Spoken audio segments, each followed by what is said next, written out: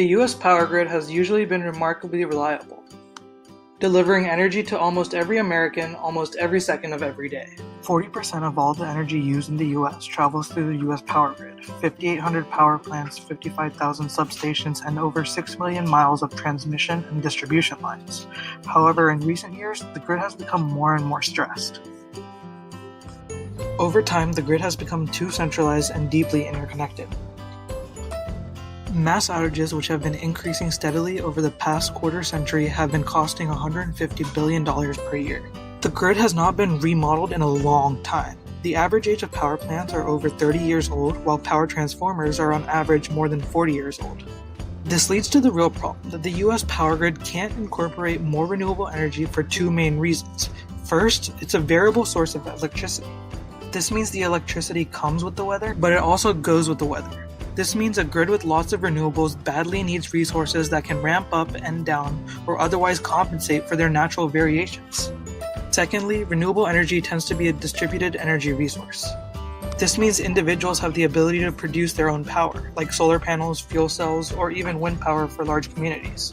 In the end, the aging, inefficient US power grid has become unreliable and generally unable to integrate renewable energy sources.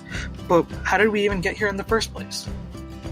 As I've explained, the traditional system around centralized power plants and one-way power flows works against the rise of cleaner technologies that generate energy at the local level, like the wind turbines that you see here.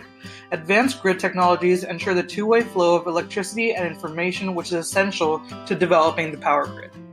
Some examples of advanced grid technologies include advanced power flow control, which measures the flow of electricity through the grid real time and automatically reconfigures power flow around congestion. Secondly, dynamic line rating, which monitors devices that read or rate a line's actual capacity, which eases the burden on the grid and can help avoid blackouts. Finally, new battery storage technology allows for power to continue to flow to local communities, even when severe weather or outages afflict the power system. If corporations and utilities can save so much money and increase profits with these advanced grid technologies, why don't utilities already incorporate them into their transmission lines? Unfortunately, utilities have a perverse incentive, which means utilities face incentives that favor large capital investments like building new transmission lines over low-cost technologies with operational benefits, like optimizing the existing system with new technologies. Now the NWA's shared savings incentive makes the utility or private corporation want to choose the smaller investments that we really need in today's infrastructure.